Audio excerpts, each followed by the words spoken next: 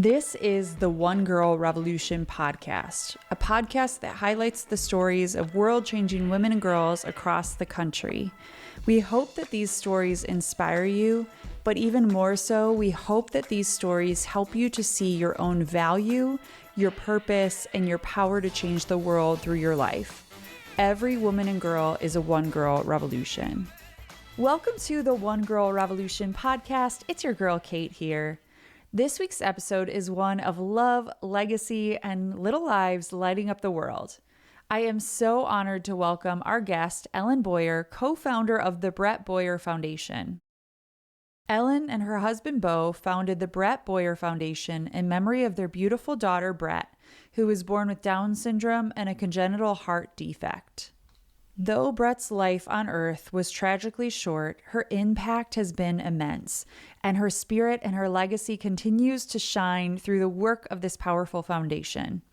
The Brett Boyer Foundation is dedicated to raising awareness for congenital heart disease, the most common birth defect in the world, and for celebrating the lives of individuals with Down syndrome. Their mission is fueled by Brett's joy, her bravery, and her big, beautiful smile. Ellen and Bo have turned unimaginable heartbreak into purpose, and their foundation is bringing light to families across the country through education, research support, family care packages, CHD grants, community programs, and so much more. In this episode, Ellen shares Brett's story, how the foundation came to be, and the incredible work they're doing to support and uplift others walking a similar journey. She talks about grief, motherhood, resilience, and how she keeps Brett's memory alive every single day. Brett is truly a One Girl Revolution. Here at One Girl Revolution, we believe that every woman and girl, no matter how small, no matter how short their time on this earth is a One Girl Revolution. Brett's life may have been brief, but her impact and her spirit are unstoppable and timeless. Ellen is a powerful example of how one life, even a short one, can change the world. I know you're going to be so moved by Ellen's story, her heart, and her incredible work through the Brett Boyer Foundation. So let's get into it. Here's my conversation with Ellen. Ellen, welcome to the One Girl Revolution podcast. Thank you. I'm so excited to be here. I am so excited to have you on. Like I shared with you before we started recording, I have followed your story and your work for years now. And I can't really remember exactly how I first stumbled upon your incredible foundation and started reading about your story, but I feel like we're friends because I've followed you. I think that's like the power of social media. It's like, oh, I like my girl Ellen, like here she is. She's doing this great work. And so I'm so honored and so excited to bring your story and bring your work to our community here at One Girl Revolution. Well, I'm so grateful. Every time that I get to say Brett's name is a gift, and to share the ways that she's changed our life and our family, and now the thousands and millions of people with CHD, I hope to continue to see her ripple just keep going. Well, her ripple continues to go and her legacy lives on through your work and through conversations like this. And so I can't wait for you to share that. But before we get into Brett and before we get into the great work that you're doing through the foundation, I would love to rewind and hear a little bit about your background, your story, who you are, where you're from, just a little bit about your life before Brett. Okay. Well, gosh, I feel like that was another person, the before Brett and after Brett. But I grew up in a really small town in middle Georgia, Sparta, Georgia, and went to college at Georgia Southern in Statesboro. It was small when I was there. It's grown quite a bit since then, but that was where I met most of my dearest friends, and where I met my husband, Bo. And Bo and I met actually the night that he was graduating college. We always laugh and say that God must have thought, if we had met one day earlier, it wouldn't have worked. But we met, that was in 2006. And yeah, I moved from Statesboro to Atlanta, where I went to ultrasound school for ultrasound. And Bo and I were there for a couple of years and then got married in 2009. And then we moved to Nashville in 2013, and we've been here ever since. Well, Nashville's incredible, and I love that you're there doing this incredible work that you're doing.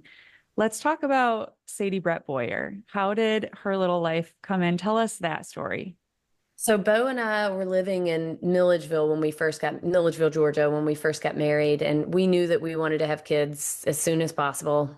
And I think that, I mean, it's part of the story, I think, that just solidifies in my heart and mind that her life was totally planned and not by accident, as far as the impact and where exactly we needed to be for her to come here. But we had been trying for years and years and gone through the majority of tests that we never really found out what the holdup was, but had been trying to get pregnant for a really long time and felt just we loved living in Milledgeville, but we both were kind of stuck in our jobs, what we were doing there, and knew that there was no other option but for us to move if we wanted things to progress. And so Bo ended up finding a job here in Nashville, and his sister and brother-in-law live here, so that made it a little bit more natural of a place for us to move, because we'd visited here often to see them, and their boys are here and we love our nephews, and so we were excited about the opportunity to move here. And I really think that that was, it was important that we were exactly where we were when she was born. So we did 7 rounds of IUI, and Brett was our very first round of IVF. So it was quite the journey to get her here. And my pregnancy was there were lots and lots of ups and downs. From like my transfer, my numbers weren't really great. My tests were positive, but they weren't quite where they wanted them to. And then they'd rise and almost double. We did transfer two. So she started out as a twin, but the twin never had heart tones.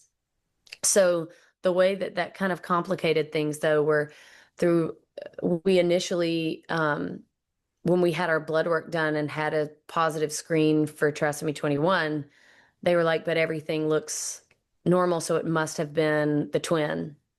And there were all these just very complicated feelings of, devastation. I wasn't lucky enough to know anybody with Down syndrome before her, so I was scared because it was so unknown, and all I knew really were outdated stereotypes that aren't true, and or some, in some people's minds, worst case scenarios of things, which are definitely not my version of worst case scenario, but to where it was really scary. And then we got where they told us, oh, it was probably the twin, and then there was this awkward relief, and then there was guilt for feeling relief, and just a lot of really complicated emotions that I'd never experienced anything so intense before. But basically, then we ended up having another test when I was about 17 weeks pregnant that told us our risk for her having Down syndrome was extremely low, and that it was basically she screened for normally for a typical chromosomes.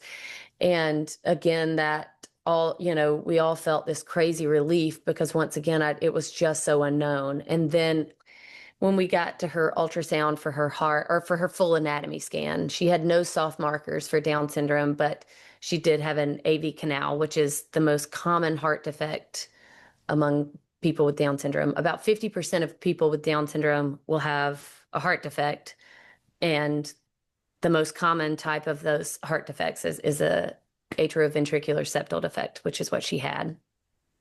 So that pretty much solidified that in my mind. And I am grateful that I had the time to process her diagnosis, to prepare for it. In the end, the reality is you're having a baby, and all that matters is that you love them. Yeah. And there may be some different feeding challenges that sometimes kids with Down syndrome have, but ultimately, she was my firstborn child. I needed to prep to learn what it was going to be like to be a mom anyway. But anywho, the whole pregnancy, it was, nerve-wracking. There were lots of unknowns. There were highs and lows, and time of grief, and time of processing, what am I mourning? Is that me mourning something for her, or was I mourning what I wanted or what I thought I wanted? And you know, the reality is you just do not know what a child, it's not up to us what a child is going to be capable of, and that what they are capable of achieving does not determine their massive worth and what they were put on earth to do. And I think about all the time the amount of doctors that I saw that told me everything that she may not do, everything that she'd be behind on doing. I often think about what it would have been like if they had said, "Do you have any idea how she's going to change your life? No one else over the course of your life will teach you as much as she will, and no one will inspire you to see the world in a different way, the way that she will." And I really believe that that's the truth for all three of my children, and it's the truth for the majority of parents. And the amount of chromosomes that she had didn't change that. And, you know, I think about often a lot of us in the Down syndrome community talk through, what do you wish if you could go back and say something to yourself the day of your diagnosis?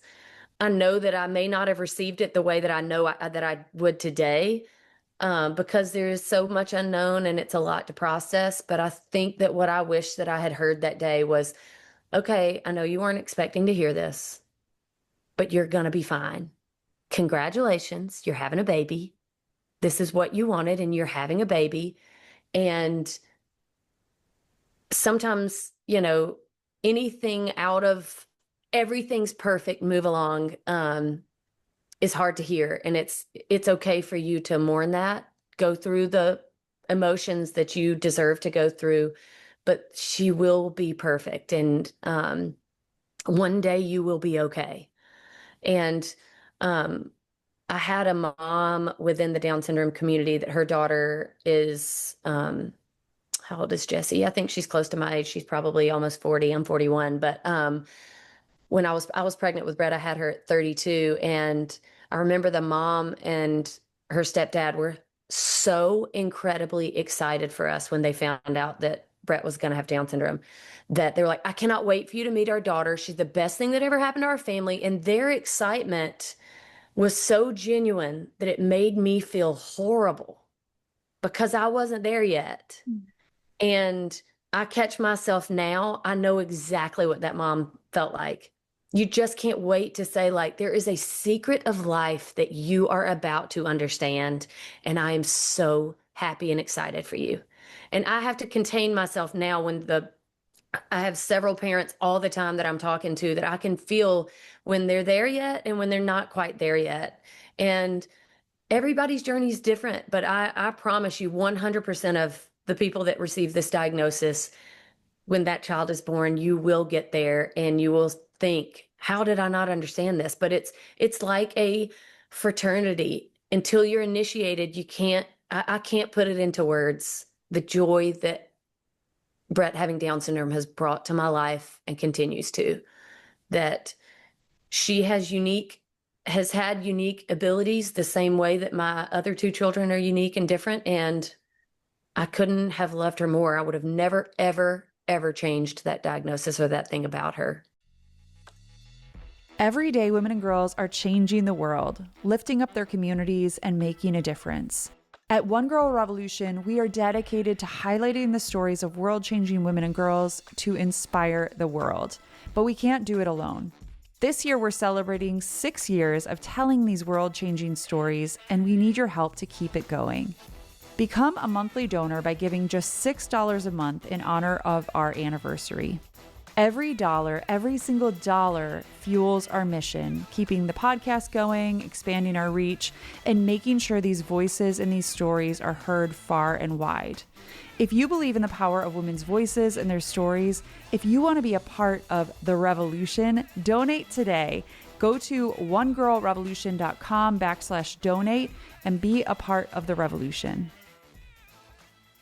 There are so many situations in life where we kind of hold these limiting beliefs on ourselves, but also on our kids and on the unknown, right? It's like easier. We all want to control everything and like, oh, I want everything to be in this perfect little box. But it's so important for us to say, let me be surprised by whatever's to come, and let me put one foot in front of the other and find my support system, which I know you have with Bo and your family. You have such a great support system to walk with you through it. Well, Bo, Bo never, like, I remember when we found out really early, I mean, like in the first trimester that she had Down syndrome. And I remember exactly where I was out for a walk and Bo was actually out. I mean, we were on pins and needles waiting on the call to hear. And I was just, after I got off the phone with the doctor, I was out on like a busy street where in Cool Springs when we lived there at the time. And, um, just literally lost it, was crying on the side of the road. And I kept thinking, all these cars are seeing me, wondering what on earth has happened to this girl, because I was like 2 miles from the house and he was out walking as well. And I called him and I said, Bo, she's got Down syndrome. He goes, is that it? Like, why are you crying? And I mean, he felt that way. His feelings were the way that he processed everything was so different than me. But two things that really were a big shift in me accepting that, you know, I had heard this phrase one time, know your limitations, but don't let your limitations limit you. I can't remember who that quote was from, but it was something that was so inspiring to me a long time ago. And it came back to me in that moment of like, you know what? We'll be aware and we'll support her in every way that we can, but I'm not going to sit here and tell her what she can and cannot do. I'm going to sit back and be like, thank God that I get to be a part of the ride. And then the other thing that is where our logo comes from is that we already were calling her the Queen Bee because of her name being Brett. And I saw this poem or like picture, and it was like, aerodynamically the bumblebee shouldn't be able to fly, but nobody ever told that a bumblebee that, so it just keeps on flying anyway. And I was like, I mean, who am I to tell her what she can and can't achieve? If she wants to run marathons, why not? Chris Nikich was the first person with Down syndrome to do an Ironman triathlon. And now there's so many different athletes with Down syndrome who are following in his footsteps. It didn't necessarily mean that I mean, I don't think I'm built to be an Ironman triathlete by any means. And I don't do half of the things that I'm capable of doing. It really made me reflect on, you really have to nurture the parts of your life that are really important to you and realize that you are equipped to do what deeply matters to you. And um, that's I mean, that just shifted my mind. I was like, she's going to be fine. I'm sorry. I behaved in a way that I'm not particularly proud of, but it was the first time in my life that a mama bear was born. I'd never really had a backbone before and really am a peacekeeper and want everybody to get along and for everything to be sunshine and rainbows. But they just kept telling me all the things that really legally they're required to do. And I understand that. But I finally was like, hey, nope, you're not telling me one more thing that you think she's going to need. We're her family. I will take care of her. And I'm tired of hearing all of this negative, what you have to say. And I mean, that's doctor probably did not deserve that attitude, but I just really felt like I'm not listening to what you think she can and can't do. Brett's heart defect, thankfully, an AV canal typically has a 97% success rate via surgery.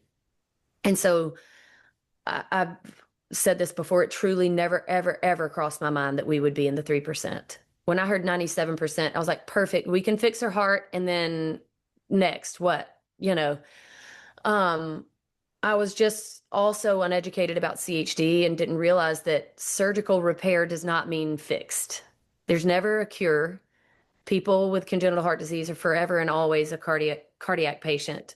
And then there's so much unknown because kids are finally living into adulthood with CHD. So there's so much that these adult congenital patients are just kind of living in the wild, wild west of getting people to catch up to what are our new statistics about the ways that we treat them as they navigate congenital disease along with acquired disease. And so anyway, that's where a lot of the focus of the foundation is also wanting to support those patients, that we hope that every single one of them becomes an adult patient, and that we are able to have some trailblazing new research to help them with that aspect as well. There is so much. We've come so far, right? Even thinking about like Down syndrome, we've come so far, but there is still so much to be done. And even in just cultural conversations, with any of this, and even how medical professionals are dealing with things. And like you said, all the testing and medical technology, there's still so far to come, which is what I love so much about the work that you're doing through the foundation. But before we get into that, I want to go back to Brett for a second. So you had 7 beautiful months with your baby girl. Talk about those 7 months. And then I know that she fought so hard and unfortunately, like you said, was in the 3%. What can you share about your time with her? So, Brett was born on July 8th, 2016. It was super hot, and I was big as a bowling ball. Or bigger, never mind, that was a terrible analogy. I don't even know what, but swollen as all get out. And we had her at Vanderbilt in July, which is when many will know new med students move up. So I had lots of brand new, brand new med students who lovingly took care of us and did an excellent job. But I got put in the hospital because my fluid was really low that last month. I mean, like I said, we were constantly like, is it because of the heat? Is it because I can't sit still?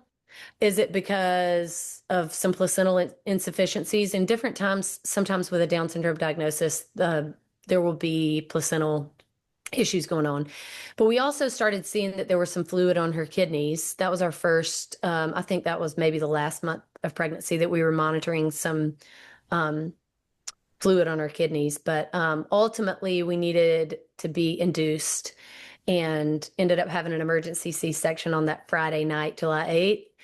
And we ended up spending 25 days in the NICU, her first 25 days. And that was mainly getting her feeding under control. We ended up going home with an NG tube, which felt like the end of the world to me at the time. And now I'm like, it really was not a big deal.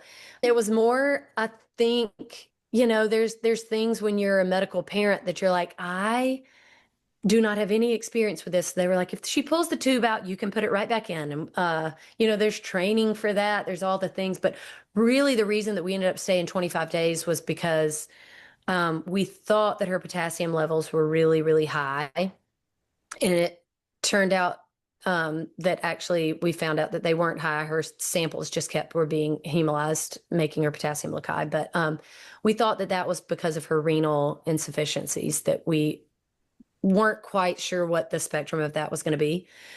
And, but we ended up going home with her in August. I think it was August 25th of 16, and just loved having her home. We knew that our main focus had to be keeping her safe until surgery. That her surgery usually was performed between 4 and 6 months. So we were having very regular check-ins with a pediatrician, pretty regular check-ins with cardiology. She was gaining weight like a champ, which a lot of times is your proof that they're not in heart failure. And the balance is we want to get your baby as big as possible so that the operation can be easier, because their heart's about the size of a strawberry. And Dr. Metler, our surgeon, told us that their valves are about like wet newspaper, is what it's like to sew and do different things. So the older that they get, a lot of times the stronger those valves are and easier they are to operate on. But you work the balance of not wanting them to go into heart failure because of their valve issues and because of the hole in their heart. And we were hoping to get as close to 6 months as possible. And then around 3.5 months, she really kept getting sick, which was kind of a red flag to us, but we thought it was like, I mean, we really did not go anywhere except for her doctor's appointments. But of course, those places are crawling with germs. And she ended up having a cold that she really just couldn't kick. And they were like, we really think that this is heart failure, not a cold. And so they ended up admitting us. We came in one night She was breathing really heavy at home. She had just recovered from RSV, which, like I said, I have no idea where she picked that up. But the frustrating thing is that symptoms from RSV mimic heart failure. And so we were supposed to be home watching her work really hard to breathe. And I just got where I couldn't take it anymore. I was like, Bo, I can't watch her like this anymore. And we went to the ER, and her O2 saturations were in the high 50s. And with an AV canal, you usually Brett baselined at 85. So it's not like she was satting at 100 anyway, but she definitely should not have been in the 50s. And we got directly admitted to ICU and had about 2 weeks there that we tried our best to get her in a better spot for surgery. And it ended up being just like, hey, it's just time. We've got to do her repair. And she was right at 4 months old. And I was beyond ready. I was like, I want to go through this and get through this. I want this over with. I want this behind us. I know she's going to thrive as soon as she has this surgery. And in hindsight, I guess I'm just so thankful that I was naive to being in the 3% because I remember signing that pre-surgical paperwork like I was signing a lottery ticket. Like, I want this behind my child. Because I had every bit of confidence that she was going to fly through it. And then her original surgery was on November 28th. And what was supposed to be a 4 to 6 hour surgery really turned into 12. And I think that day was worse than the day that she passed away because I was so blindsided. And it wasn't that the risks weren't portrayed to me. I just never ever in my wildest dreams thought that it wouldn't go perfectly. I guess I'm thankful. I am such an eternal optimist because I don't know what good it would have done other than me probably having a heart attack myself while she was in surgery. But they did her repair and her mitral valve just did not tolerate it at all. And so we got an update that like, hey, we're going to have to work on this mitral valve some more, or else she'll have to have more intervention. And there's lots of things that I'm so grateful that I have this relationship with our surgeon. Dr. Mettler and his wife Kelly are fabulous. He's now at Le Bonheur in Memphis, but for years I carried around that phone call over and over, thinking if we just stopped then and let her get a little bigger. But I've had the opportunity to talk to him and say, what did you mean if I didn't? He said I knew she'd never come off the vent with her valve leaking that bad. And so all of those things, I mean, I feel like are blessings that I get to know because I don't have to replay it over and over. I think that's something our mind does either way, but I know that they did absolutely everything they could to give her every option. But she ended up coming out of the OR about 8 p.m. that night. And our cardiologist stayed late. I mean, they should have been long gone, but they never left us and stayed late that day. And he took us into a room and was like, I have to tell you, she's the sickest kid in Nashville tonight. And Bo and I couldn't even really comprehend what he meant by that. We were like, what do you mean? And he was like, I am worried she's not going to make it through the night. And we just were so blindsided. And then we had all of our family there, my mom and dad and Bo's parents and Caroline and Luke and everybody, that we're trying to relay to them things that we don't understand. And my mom is just holding on to my face, all of my facial expressions, that we're all just like, all we can do is pray that she makes it through the night. But she ended up getting back, in the wee hours of the morning, back to the cardiac ICU on ECMO, the highest form of life support, where they told us if she makes it through the night, I don't think she'll ever be able to come off ECMO, but she did. And then 8 days later, she came off ECMO, and her whole life, from the miraculous amount of, things that happened for her to be for me to even get pregnant with her through the pregnancy. And it has been a lot of ups and downs that have really taught me more about my faith and how I'm not in control. And thank God I'm not, honestly. And she's just taught me more about being present in the moment and living through each day, honestly, because there were so much that were like a roller coaster in the hospital, whether it was she did great, but we still had to address this valve. And um, what Dr. Mettler has told us many times, and especially was telling us then, if we've got to get a mitral valve, her mitral valve in a better spot. The replacement options for her are none of them are great. None of them are good. We were like, I'm waiting on the good news here. It never came. Um, he was like, they make options, but they're not small enough for her. They're not small enough for a newborn.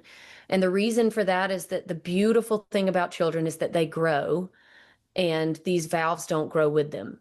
And so every time that they need a replacement is a major open heart surgery, a massive invasive procedure that puts their life at risk every single time. But they get to be more complicated patients with scar tissue and with all the different things that come with that. And so all of this, we just really all got such a crash course in the world of congenital heart disease. How many? It's 1 in 100 children born will have congenital heart disease. Um, and so, you know, you walk through this journey, and I remember telling Bo when we walked into that cardiac ICU, I thought this must be some tiny niche, small department. And there's 38 beds and they were all full. And there's surgeries getting rescheduled every day because there's no bed to put them in there. And we just really got to witness, why is nobody talking about this? If it's more common than all forms of childhood cancer combined, why aren't we screaming this? Nobody's ever trying to take away any exposure, awareness, or research fundings from childhood cancer. I want that to triple as well. I want there to be a cure for all of these things that can hurt our children and hurt the families that love them so much. But it doesn't make sense. And we think that it's because it's really hard for congenital heart disease to be visible. When the kids, even, you know, the ones that are doing well, when their shirt is on, you have no idea what they've been through. And it's something that is very much a part of our mission, is to make this disease and make it visible so that we can spread more awareness and create more research fundings. But there's so many things that we witnessed in the hospital, children that don't have a parent bedside because the mom and dad have to work. They've got other kids at home, or that's their only kid and they've got to have an apartment to take them home to.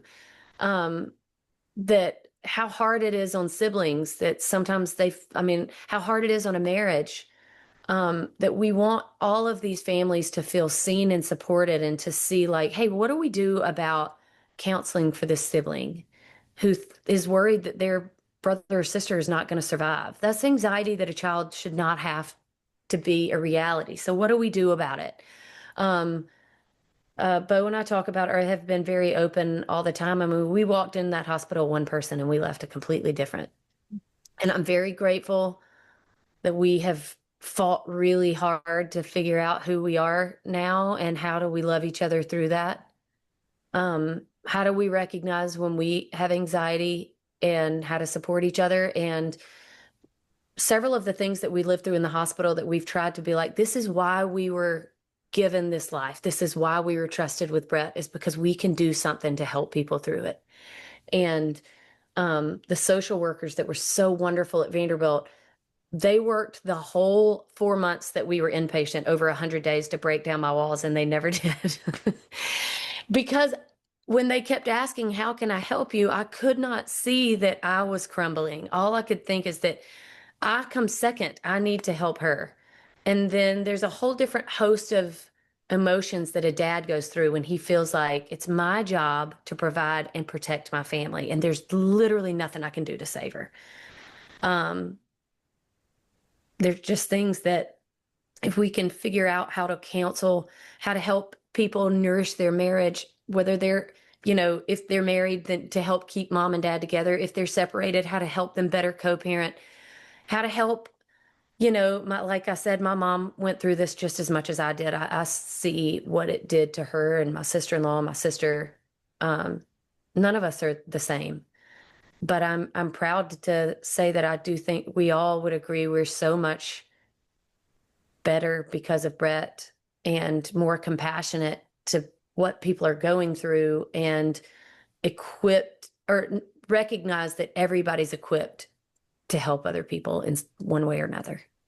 And now you're able to help so many other people. I think that's something that fascinates me about different people's stories. And we've highlighted hundreds of women on this podcast, and they've gone through hell and back, right? Different stories from yours. Some are similar, but it's those pieces of our stories, not to sugarcoat the difficult things that we've gone through, but there is like a special connection for people. And I know that you see that with the different families and individuals that you're working with, where it hits different coming from you, because you can say, I've been through this. I know what it's like. Maybe you don't know exactly what they're going through because every person's story is different, but it's so important for us to look at our lives and look at these different inflection points and say, okay, is there something that I can do to help other people and support other people? And I so admire what you do. I so admire your story. And I'm like getting choked up just thinking about Brett and your experience.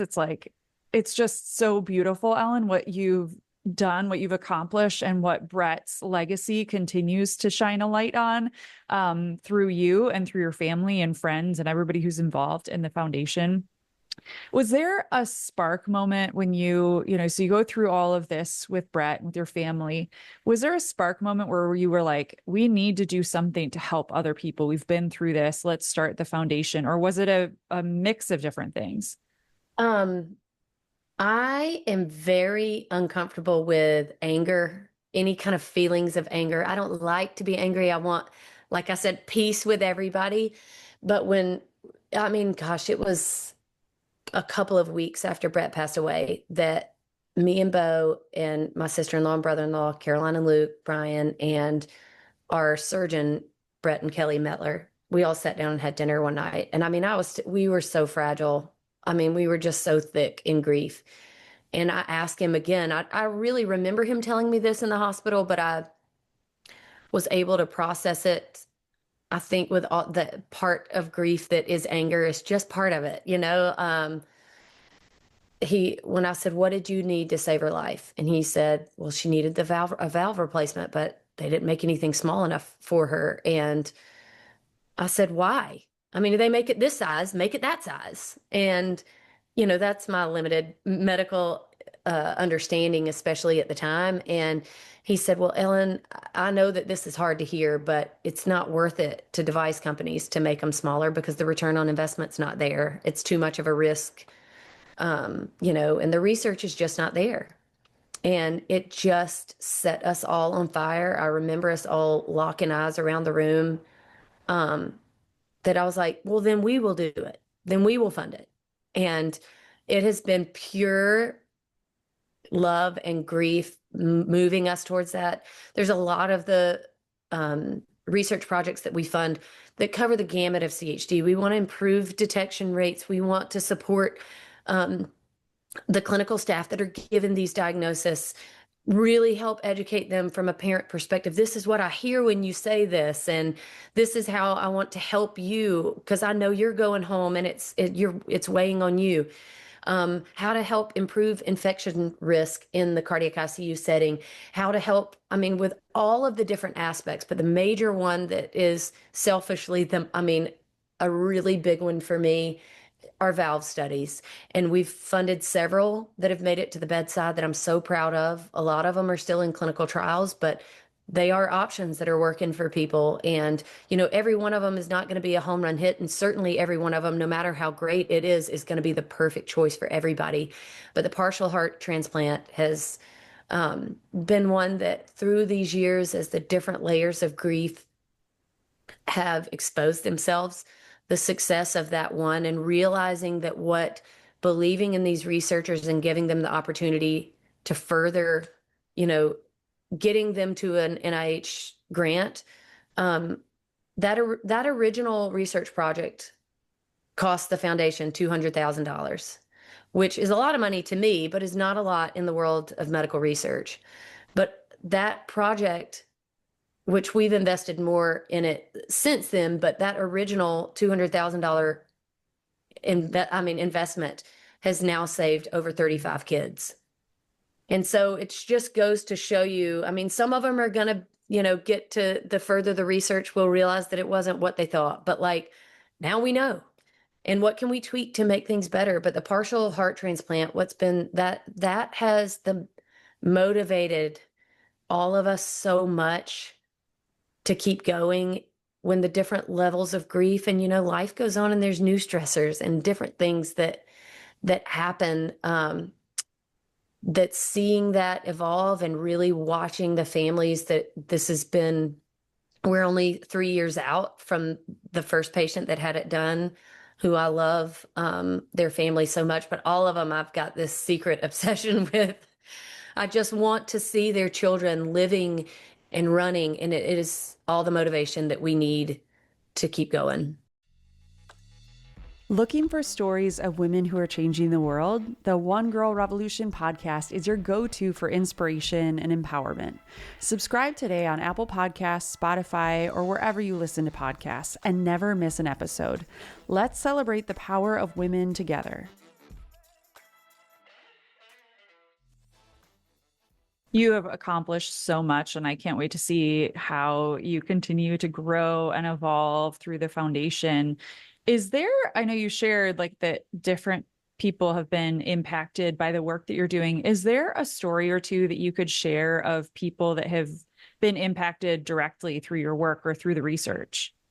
Actually, this morning, I always feel like God reveals these things at times where you feel like you're getting beat up a little. Because there's parts of nonprofit, like I'd never worked in nonprofit. I didn't know anything about it. And so there's been, growing pains and different things that I've relied on so many wonderful people that have been so generous with their time and their experience and have been so committed to our cause. But like there's parts of fundraising that are not fun. There's parts that are really fun, but then there's parts that they stress me out because I feel in over my head. But I got an email through our website today from a family out of Philadelphia, which it still is a pinch me moment that Brett's life is touching this many people all over the country, but of a family that we paid a mortgage for, and she sent, it was more than just taking that, than saving our house. Seeing that you're committed to helping our kids has changed our family. And her message meant everything to me. And so, when I get messages like that, we certainly don't do it for the thank you, because I definitely remember you're in a really fragile place when you're in the hospital. The last thing I want is for anybody to feel like they owe us any kind of thank you for that.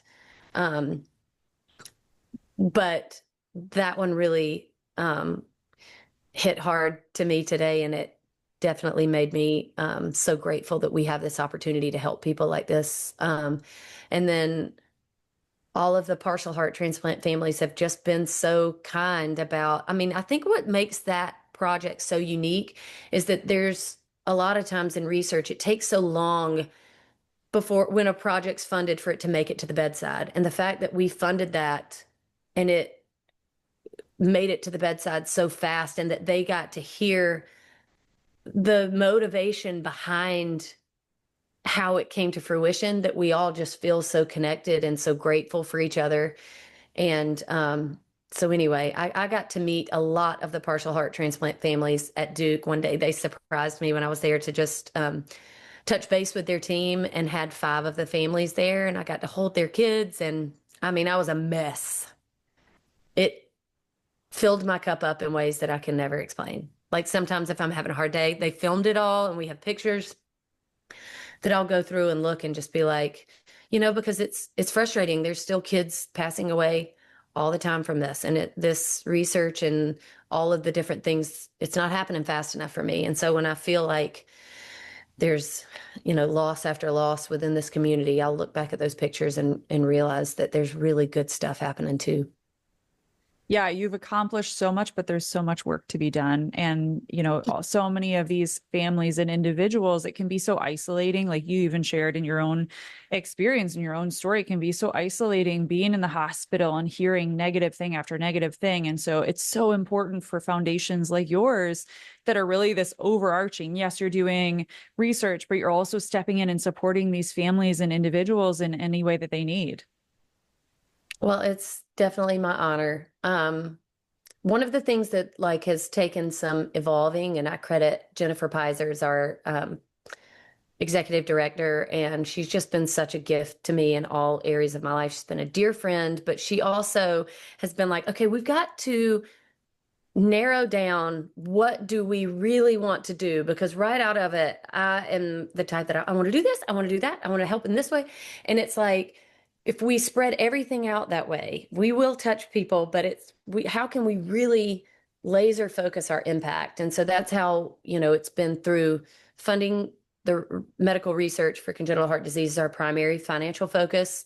um, Assisting with bill pay, we rely very heavily on the cardiac social workers where we have relationships at different hospitals to submit, because if families reached out to me directly and that was how it worked, I'd just give it all away and then I wouldn't have a home.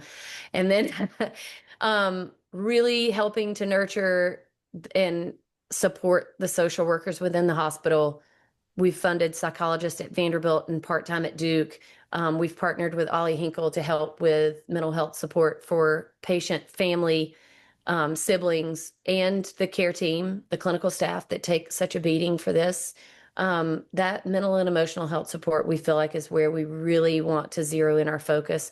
And of course, to celebrate her Down syndrome diagnosis, because I pray that anyone hearing our story, I know that there's parts of it that are really scary because of what happened to us, but I hope that they hear my heart and understand that I would welcome her Down syndrome diagnosis a million times over, and that I would not have changed a hair on her head. I wish she didn't have a heart defect. I do. But I love being her mom, and I love being part of the Down syndrome community so much. One of our dear friends was just over at our house last night with her daughter, Emily, and that beautiful child is friends with my kids, and she made my whole day. Just the joy that she brought to every room she walked into is, I can't put it into words. Yeah, it's joy. That's what I think about when I think about Down syndrome, the joy and the light that these kids and individuals of all ages bring to this world is just something like I've never experienced or seen. So, yeah, I'm grateful to have an opportunity to shine a light on it. Ellen, where do you go from here? I know that you've accomplished so much with the Brett Boyer Foundation. Where do you go from here? And what are some things you guys are working on? Well, we're hoping to expand our reach and relationships to as many children's hospitals as we can. It's always been our family's goal to keep our organization small in numbers so that we can give the most amount away. And so that's definitely been something that's been tricky. But I want to be able to fund as much research as possible. Our submissions each year have grown both in number, but also the quality of the research projects that are making it to us have been better every year. And our medical advisory board has been more impressed each year with each one. Um, there's years that it's like, hey, do we think we want to fund $1 million this year, and we'll have six, or we'll have four that are great, great, that we're like no brainer, no reservation whatsoever, fund those four. And it's like, we evaluate, is it out of principle that we want to say we're funding $1 million worth of research when that 200,000 could potentially, if that's what we budgeted for, could we spread that to family support if we're not sure that it's going to make it to the bedside? All of them are always going to be a gamble, but those have been the things that we've been evaluating. But my goal as we grow is that we have so many opportunity, and that we are prepared and ready to fund as many as possible, because they're all so promising. And so we're just going to be continuing to get the word out there so that we have the best and brightest researchers to submit to us and help us get it to the bedside. What are all the ways that people can get involved in the great work that you're doing? I know that donations are important. I always say on this podcast that the free and easy way to support any cause, any organization, is just to follow on social media and share. But talk about all the ways that people can support your work and also how they can get involved. Well, so like I was saying, our one of the major battles of kids with CHD, or with CHD, is that we don't have awareness. It's a really hard disease to make visible, because our surgical pictures are really hard to see. It's emotional. I mean, that's at our fundraisers, we're battling that all the time between you want it to be lighthearted and fun and something that everybody feels so proud to be a part of. But the reality is really hard to look at. And it's really hard for parents that don't know what CHD is to look at. We have our director of awareness and visibility, Heart Mom Suha Dabbit, that's on our board and on our team now, that does a tremendous job of capturing. She's a photographer and a heart mom. Her daughter's had a transplant. And we share those things on our site. We would be thrilled if anybody shares it and tags us. And those things really do matter. When these things go viral, there's different, people and organizations that pay attention. And the more people we reach and can get involved with what we're trying to do, we're very grateful. So sharing those things, following us along, um, go and sign up to get our emails on our website. We do have plans for different fundraising packets. So whether it's $5 that you plan to raise, or 5,000 or 5 million, which is, wow, what a goal. But we want to be able to equip and work with everybody. If you're fundraiser, you're like, no, I just want to help start a campaign. We're working on making those things available on our website so that they know um, these are different ways that we can help support you as you support the foundation. And Ellen, like I said before we started recording, we will be sure to follow everything you have going on. So as you have new projects that are launching, we'll promote it on our social media, because I know that a lot of people who listen to this podcast they want to follow the continued journey. So they want to follow things that you have going on. So I will be sure to promote everything you have coming up as you have new opportunities for people to get involved. Well, I'm so grateful. This has been so great. Thank you for letting me get a little therapy session in with you.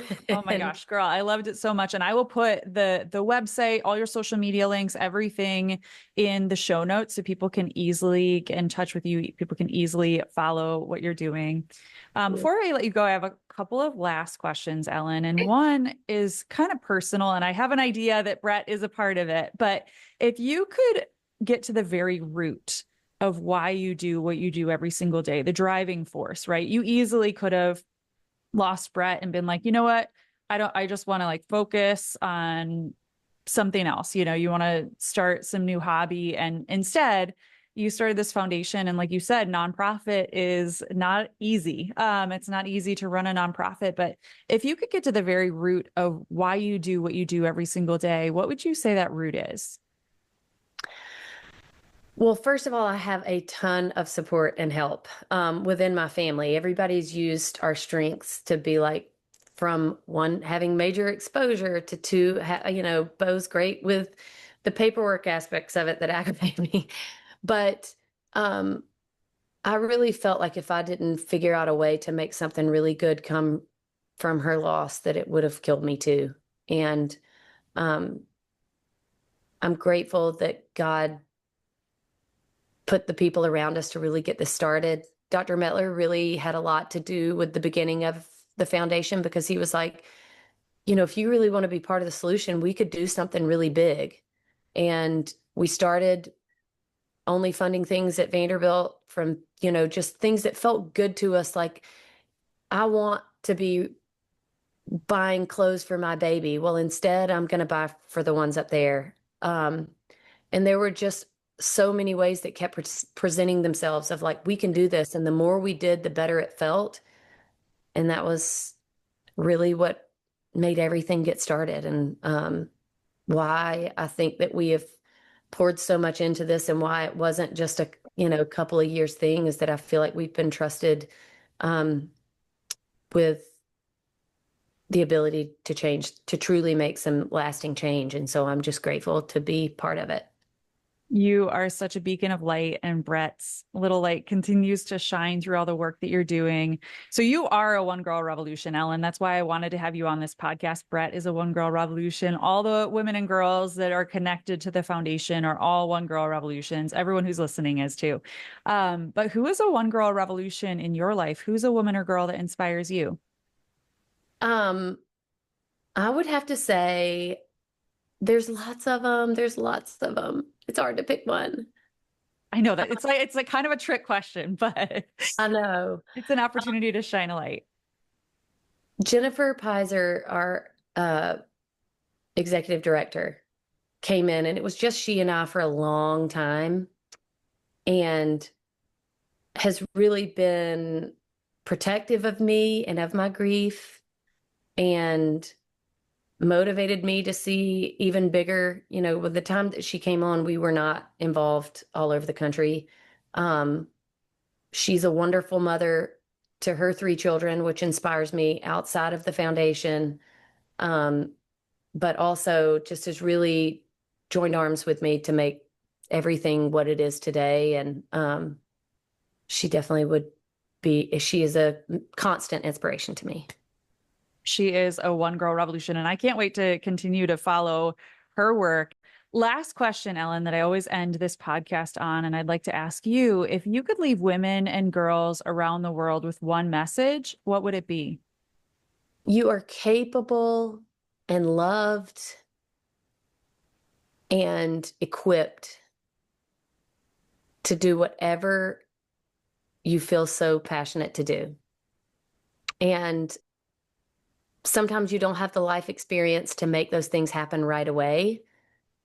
And sometimes the life experience that happens is not an easy one to go through, but where there is great love, you can achieve anything. You are such an example of that. And I can't wait to share this conversation with all of our listeners. And like I said, continue to stay in touch with you and continue to follow all the great work that you're doing. But Ellen, thank you so much for being on the One Girl Revolution podcast. Thank you for giving us Brett, bringing Brett into this world. She is such a gift and such a light. And thank you for all the incredible work that you do. Thank you. I'm so grateful that I got to chat with you today. For more from One Girl Revolution, to listen to all of our podcast episodes, watch our Emmy-nominated documentary series, follow us on social media, donate to our nonprofit organization, and more, please visit onegirlrevolution.com. That's the number onegirlrevolution.com.